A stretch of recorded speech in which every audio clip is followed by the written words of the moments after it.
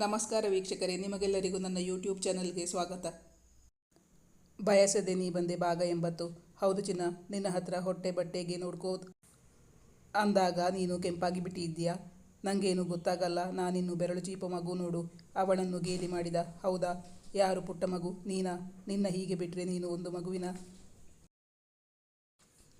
ಈಗ ತಾನೇ ಪತ್ನಿಯನ್ನು ಕಂಡವನಂತೆ ಸಿದ್ಧಾಂತ ಅವಳನ್ನು ಬರಸೆಳೆದು ಬಿಗಿದಪ್ಪಿಕೊಂಡಾಗ ಸನಿಹಾ ನಾಚಿ ನೀರಾಗಿ ಬಿಟ್ಟಿದ್ದಳು. ಅಳಿಯನಿಗೆ ಮಗಳ ಮೇಲಿರುವ ಪ್ರೀತಿ ಕಂಡು ಸುಲೋಚನಾ ಅವರು ಭಾವುಕರಾಗಿ ಬಿಟ್ಟಿದ್ದರು. ಸಂದೀಪ್ ಸಿದ್ಧಾಂತ್ ಬಳಿ ಅನೇಕ ಪ್ರಶ್ನೆಗಳನ್ನು ಕೇಳಿ ಅವನಿಂದ ಮಾಹಿತಿಗಳನ್ನು ಪಡೆದುಕೊಳ್ಳುತ್ತಿದ್ದ. ಇದೇ ತಕ್ಕ ಸಮಯ ಎಂದು ತನ್ನ ಮನದಲ್ಲಿ ಕೊರೆಯುತ್ತಿದ್ದ ವಿಷಯವನ್ನು ಎಲ್ಲರ ಮುಂದೆ ಹೇಳಲು ಇಚ್ಛೆಪಟ್ಟಳು ಸನಿಹಾ. ಅಮ್ಮ, ನಾನು ಆವತ್ತೇ ಹೇಳಿದ್ನಲ್ಲ, ನಾನು ತಿಳಿದೋ ತಿಳಿಯದೆಯೋ ತಪ್ಪು ಮಾಡಿದರೆ ನೀವೆಲ್ಲರೂ ನನ್ನ ಕ್ಷಮಿಸಬೇಕು ಅಂತ. ಬಾವ, ನಾನು ಒಂದು ತಪ್ಪು ಮಾಡಿಬಿಟ್ಟಿದ್ದೀನಿ. ಅದಕ್ಕಾಗಿ ನೀವಿಬ್ಬರು ನನ್ನ ಕ್ಷಮಿಸಬೇಕು. ಇಬ್ಬರನ್ನು ಕೇಳಿಕೊಂಡಳು. ನೀವಿಬ್ಬರು ನನ್ನ ಕ್ಷಮಿಸಿದೆ ಅಂತ ಒಪ್ಕೊಂಡ ಮೇಲೆ ನಾನು ವಿಷಯ ಹೇಳೋದು ಎಂದು ಮೊದಲೇ ಪೀಠಿಕೆ ಹಾಕಿದಳು. ಈಗ ಆಶ್ಚರ್ಯಪಡುವ ಸರದಿ ಅವರಿಬ್ಬರದಾಗಿತ್ತು. ಸುಲೋಚನಾ ಮತ್ತು ಸಂದೀಪ್ ಇಬ್ಬರಿಗೂ ಅವಳು ಏನು ಹೇಳುತ್ತಿದ್ದಾಳೆಂದು ಅರ್ಥವಾಗುತ್ತಿಲ್ಲ. ಅವರಿಬ್ಬರು ಆಶ್ಚರ್ಯದಿಂದ ಅವಳನ್ನೇ ನೋಡುತ್ತಿದ್ದರು. ಅವರು ಕ್ಷಮಿಸಿದ್ದೇವೆ ಎಂದು ಹೇಳಿರಲಿಲ್ಲವಲ್ಲ. ಅವಳು ವಿಷಯ ಪ್ರಸ್ತಾಪಿಸಲೇ ಹೋಗಲಿಲ್ಲ. ಅವರಿಬ್ಬರಿಗೂ ಏನೂ ಅರ್ಥವಾಗುತ್ತಿರಲಿಲ್ಲ. ಬಳಿಕ ಸಿದ್ಧಾಂತನನ್ನು ನೋಡಿದರು. ಅವನಿಗೆ ಅವಳು ಏನು ಹೇಳುತ್ತಿದ್ದಾಳೆಂದು ಗೊತ್ತಿತ್ತು. ಅವನು ಕೂಡ ಸನಿಹಳನ್ನೇ ನೋಡುತ್ತಿದ್ದ. ತಮ್ಮಲ್ಲಿ ಕ್ಷಮೆ ಕೇಳುವಂತಹ ತಪ್ಪು ಇವಳೇನು ಮಾಡಿದ್ದಾಳೆ? ಇಬ್ಬರಿಗೂ ಅರ್ಥವಾಗುತ್ತಿಲ್ಲ. ಸಂದೀಪ್ ಈಗ ಅತ್ತೆಯ ಮುಖ ನೋಡಿದ. ಅದೇ ಸಂದರ್ಭದಲ್ಲಿ ಸುಲೋಚನಾ ಅವರು ಕೂಡ ಸಂದೀಪ್ನ ಮುಖ ನೋಡುತ್ತಿದ್ದರು. ಸಂದೀಪ್, ನಿಮಗೆ ಏನಾದರೂ ಗೊತ್ತಾ ಎಂದು ಅತ್ತೆಯನ್ನು ಕಣ್ಣಿನಲ್ಲೇ ಪ್ರಶ್ನಿಸಿದಾಗ ಇಲ್ಲವೆಂಬಂತೆ ತಲೆಯಾಡಿಸಿದರು ಸುಲೋಚನಾ. ಇಬ್ಬರು ಪರಸ್ಪರ ಕಣ್ಣಿನಲ್ಲಿ ಮಾತಾಡಿಕೊಂಡರು. ಬಳಿಕ ಸಂದೀಪ್ ಉತ್ತರಿಸಿದ್ದ. ಸಾನು, ನಿನ್ನ ನಾನು ನನ್ನ ತಂಗಿ ಅಂತಾನೆ ಅಂದ್ಕೊಂಡಿದ್ದೀನಿ. ನೀನು ಅದೇನು ತಪ್ಪು ಮಾಡಿದ್ರು ನಾನು ಕ್ಷಮಿಸೋಕೆ ರೆಡಿಯಾಗಿದ್ದೀನಿ. ಈಗ ನೀನು ಕಾರಣ ಹೇಳಬಹುದು ಎಂದು ಅವನು ಹೇಳಿದಾಗ ಸುಲೋಚನಾ ಅವರು ಕೂಡ ತಮ್ಮದು ಅದೇ ಅಭಿಪ್ರಾಯವೆಂದು ಹೇಳಿದರು. ಈಗ ಸನಿಹಾ ಗಂಟಲು ಸರಿ ಮಾಡಿಕೊಂಡು ಸಿದ್ಧಾಂತ್ ಮುಖವನ್ನು ನೋಡಿ ಹೇಳತೊಡಗಿದಳು.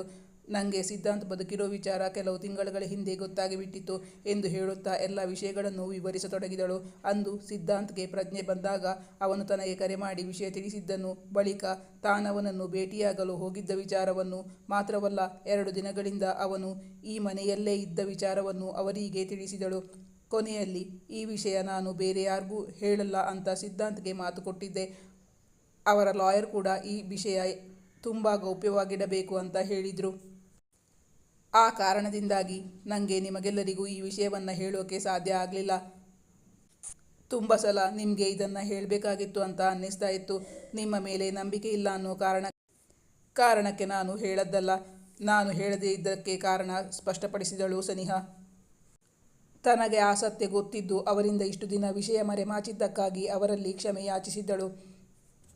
ನಿಮಗಿಬ್ಬರಿಗೂ ನನ್ನ ಮೇಲೆ ಬೇಜಾರಿಲ್ಲ ತಾನೇ? ಕೊನೆಯಲ್ಲಿ ಅವರನ್ನು ಪ್ರಶ್ನಿಸಿದಳು. ಈಗ ಸುಲೋಚನಾ ಅವರು ಉತ್ತರಿಸಿದರು. ಇಲ್ಲ ಕಂದ, ನೀನು ಮಾಡಿದ್ದು ಸರಿಯಾಗಿಯೇ ಇದೆ. ಎಲ್ಲದಕ್ಕಿಂತ ಹೆಚ್ಚು ನಮಗೆ ಸಿದ್ಧಾಂತ ಮುಖ್ಯ. ನಿನ್ನ ಜೀವನ ಸರಿ ಹೋಯ್ತಲ್ಲ, ಅದಕ್ಕಿಂತ ಸಂತೋಷದ ವಿಚಾರ ಬೇರೊಂದಿಲ್ಲ ನಮಗೆ.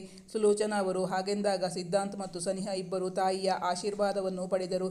ನನ್ನ ಆಶೀರ್ವಾದ ಯಾವಾಗಲೂ ನಿಮ್ಮಿಬ್ಬರ ಮೇಲೆ ಇರುತ್ತೆ. ನೀವಿಬ್ಬರು 100 ವರ್ಷಗಳ ಕಾಲ ಸುಖವಾಗಿ ಬಾಳಿ ಎಂದು ಅವರಿಬ್ಬರನ್ನು ಹರಸಿದರು ಸುಲೋಚನಾ. ಸಿದ್ಧಾಂತ್ ಈಗ ಜೀವಂತವಾಗಿದ್ದಾನೆ, ಕೋರ್ಟ್ಗೆ ಬಂದಿದ್ದಾನೆ ಎಂದು ಸಂದೀಪ್ನಿಂದ ವಿಷಯ ತಿಳಿದ ಬಳಿಕವೂ ಸುಲೋಚನಾ ಅವರಿಗೆ ಒಳಗೊಳಗೆ ತುಂಬ ಆತಂಕ ಇದ್ದೇ ಇತ್ತು. ಅವನ ಕೊಲೆಗೆ ಸ್ಕೆಚ್ ಹಾಕಿದ್ದು ತಮ್ಮ ಪತಿಯೇ ಅಲ್ಲವೇ? ತನ್ನ ವೈರಿಯ ಮಗಳನ್ನು ಪತ್ನಿ ಎಂದು ಸ್ವೀಕರಿಸುವನೇ? ತಮ್ಮ ಮಗಳನ್ನು ಒಪ್ಪಿಕೊಂಡು ಅವಳೊಂದಿಗೆ ಜೀವನ ನಡೆಸುವನೇ ಎಂಬ ಸಂಶಯವಿತ್ತು ಅವರಿಗೆ. ಈಗ ಮಗಳ ಮಾತು ಕೇಳಿದ ಬಳಿಕ ಅವರ ಮನಸ್ಸಲ್ಲಿದ್ದ ಸಂಶಯವೆಲ್ಲವೂ ನಿವಾರಣೆಯಾಗಿತ್ತು. ಮೊದಲಾದರೆ ಸಿದ್ಧಾಂತ್ನೊಂದಿಗೆ ಹೊರಗೆ ಸುತ್ತಾಡುವಂತಿರಲಿಲ್ಲ.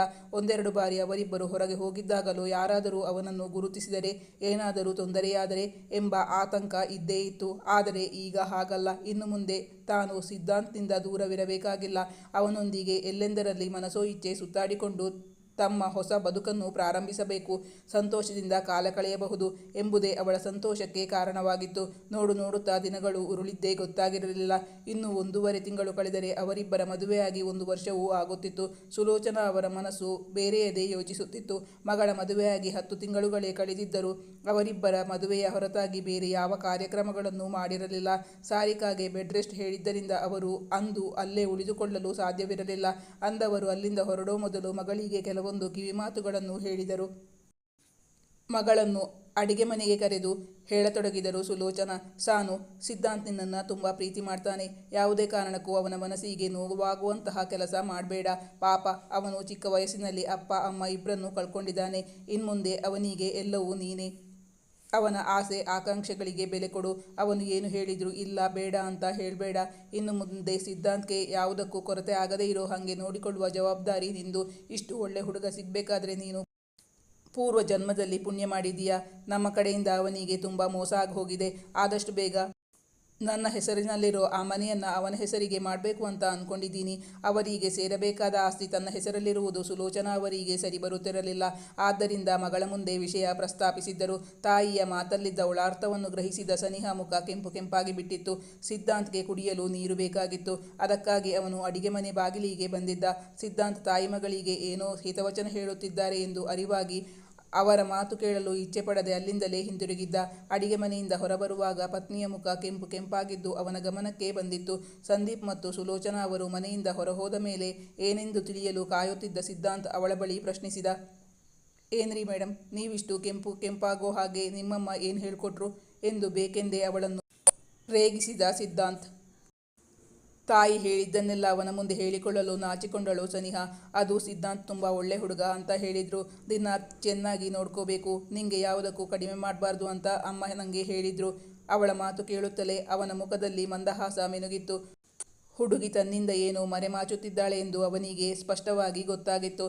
ಸಾನು, ನಿಂಗೆ ಈಗಲಾದರೂ ಗೊತ್ತಾಯ್ತಾ? ನನ್ನ ಹತ್ರ ಯಾವತ್ತೂ ಕಂಜೂಸ್ತನ ಮಾಡಬಾರ್ದು, ನಾನು ಕೇಳಿದ್ದನ್ನು ಯಾವುದನ್ನು ಇಲ್ಲ ಅಂತ ಹೇಳಬಾರ್ದು ಅಂತ. ಈಗ ನಿಮ್ಮ ಅಮ್ಮನೇ ನಿನ್ನತ್ರ ಹೇಳಾಯ್ತಲ್ಲ, ಇನ್ಮುಂದೆ ನಾನು ಏನು ಕೇಳ್ತೀನೋ ಅದನ್ನೆಲ್ಲ ಕೊಡ್ತಾ ಇರೋದಷ್ಟೇ ನಿನ್ನ ಕೆಲಸ ಎಂದು ಹೇಳುತ್ತಾ ಅವನು ಅವಳ ಸೊಂಟದ ಸುತ್ತ ಕೈ ಹಾಕಿ ತನ್ನ ಬಳಿಗೆ ಎಳೆದುಕೊಂಡು ಫ್ಯಾನ್ನ ಗಾಳಿಗೆ ಹಾರುತ್ತಿದ್ದ ಅವಳ ಮುಂಗುರುಳನ್ನು ಹಿಂದೆ ಸರಿಸಿ ಅವಳ ಹಣೆಗೆ ಸಿಹಿ ಮುತ್ತನ್ನಿತ್ತ. ಸಾನು, ಇನ್ಮುಂದೆ ನಾನು ಹೀಗೆ ನಿಂಗೆ ಒಂದು ಕೊಟ್ಟರೆ ನೀನು 2 ಕೊಡಬೇಕು.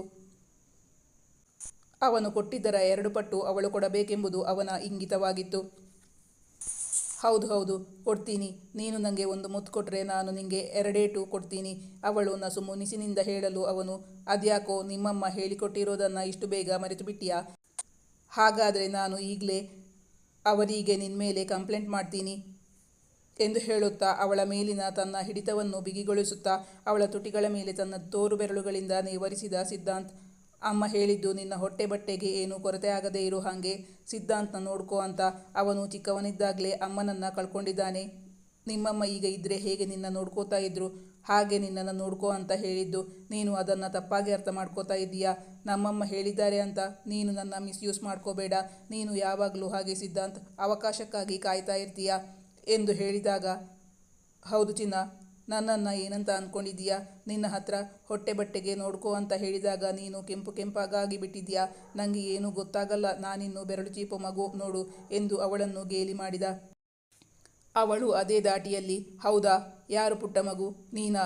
ನಿನ್ನ ಹೀಗೆ ಬಿಟ್ಟರೆ ನೀನು ಒಂದು ಮಗುವಿನ ಅಪ್ಪ ಆಗ್ತೀಯಾ ಎಂದು ಹೇಳ ಹೊರಟವಳು. ಹಾಗೆ ಹೇಳಿದರೆ ಅವನು ತನ್ನನ್ನು ಇನ್ನಿಲ್ಲದಂತೆ ಕಾಡಿಸುವನು ಎಂದು ಅರಿವಾಗಿ ಕೊನೆಯ 2 ಶಬ್ದಗಳನ್ನು ಹೇಳದೆ ನಾಲಿಗೆ ಕಚ್ಚಿಕೊಂಡಳು ಸನಿಹಾ. ಅದ್ಯಾಕೆ ಮರಿ, ಅರ್ಧಕ್ಕೆ ನಿಲ್ಲಿಸಿಬಿಟ್ಟೆ, ವಾಕ್ಯ ಪೂರ್ತಿ ಮಾಡು. ನನಗೆ ಯಾಕೋ ಪೂರ್ತಿ ಸೆಂಟೆನ್ಸ್ ಕೇಳಬೇಕು ಅಂತ ಆಸೆ ಆಗ್ತಾ ಇದೆ. ಅದರ ಮೊದಲೇ ನಾನು ಇಲ್ಲಿ ಸ್ವಲ್ಪ ವಿಚಾರಿಸ್ಕೋಬೇಕು. ಆ ಪಾಪದ ನಾಲಿಗೆ ಏನು ತಪ್ಪು ಮಾಡಿಬಿಟ್ಟಿದೆ ಅಂತ ಅದನ್ನು ಕಚ್ಚಿ ಶಿಕ್ಷೆ ಕೊಟ್ಟಿದ್ದೀಯಾ ನೋಡು. ನೋಡೋಣ, ನಿನ್ನ ನಾಲಿಗೆ ಸ್ವಲ್ಪ ಹೊರಗೆ ಹಾಕು. ಅದನ್ನು ಕಚ್ಚಿ ತುಂಬ ನೋವು ಮಾಡಿಬಿಟ್ಟಿದ್ದೀಯಾ, ಅದಕ್ಕೀಗ ನಾನು ಟ್ರೀಟ್ಮೆಂಟ್ ಕೊಡ್ತೀನಿ ಎಂದು ಹೇಳುತ್ತಾ ಅವಳ ಮುಖವನ್ನು ತನ್ನತ್ತ ತಿರುಗಿಸಿಕೊಂಡ ಸಿದ್ಧಾಂತ್ ಅವಳ ಗದ್ದವನ್ನು ತನ್ನ ಎಡಗೈಯಲ್ಲಿ ಹಿಡಿದುಕೊಂಡ. ಸನಿಹಾ ಬಾಯಿ ಮುಚ್ಚಿದ್ದಳು. ಅವನಿಗುತ್ತರಿಸುವ ಗೊಡವೆಗೆ ಹೋಗಲಿಲ್ಲ. ತಾನವನ ಮುಂದೆ ಆ ಮಾತು ಹೇಳಬಾರದಾಗಿತ್ತು. ಆದರೇನು ಮಾಡುವುದು? ಈಗ ಹೇಳಿ ಸಿಕ್ಕಿ ಹಾಕಿಕೊಂಡಾಗಿದೆ. ಇನ್ನು ಹೇಗಪ್ಪ ಇವನಿಂದ ತಪ್ಪಿಸಿಕೊಳ್ಳುವುದು ಎಂದು ಯೋಚಿಸುತ್ತಿದ್ದಳು ಸನಿಹಾ. ಈಗ ಅವನ ಮುಖ ಅವಳ ಮುಖಕ್ಕೆ ತೀರಾ ಸಮೀಪದಲ್ಲಿತ್ತು. ಅವನ ಕಣ್ಣುಗಳು ಅವಳನ್ನೇ ತೀಕ್ಷ್ಣವಾಗಿ ದಿಟ್ಟಿಸಿ ನೋಡುತ್ತಿದ್ದವು. ಅವನ ಕಣ್ಣುಗಳಲ್ಲಿದ್ದ ಆಸೆ ಅವಳ ಗಮನಕ್ಕೆ ಬಂದಿತ್ತು. ಅವನ ತುಂಟ ಕಣ್ಣುಗಳು ತನ್ನನ್ನೇ ನೋಡಿ ಅಪಹಾಸ್ಯದಿಂದ ನಗುತ್ತಿರುವಂತೆ ಭಾಸವಾಗಿತ್ತು ಸನಿಹಾಗೆ.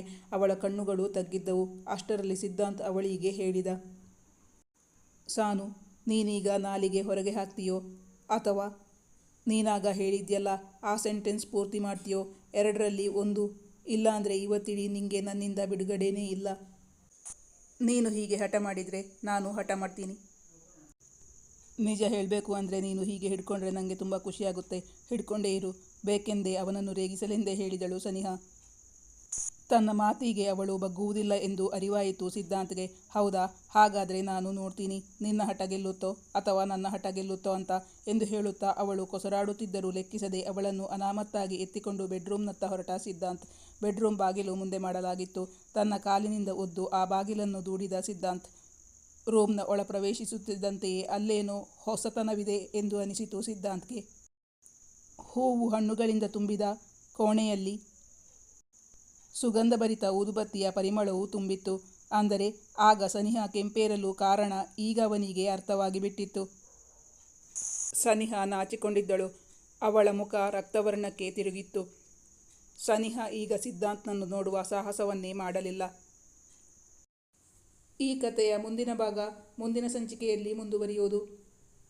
ವೀಕ್ಷಕರೇ, ನಿಮ್ಮ ಅನಿಸಿಕೆ ಅಭಿಪ್ರಾಯಗಳನ್ನು ಕಮೆಂಟ್ ಮಾಡಿ ತಿಳಿಸಿ. Thank you for watching.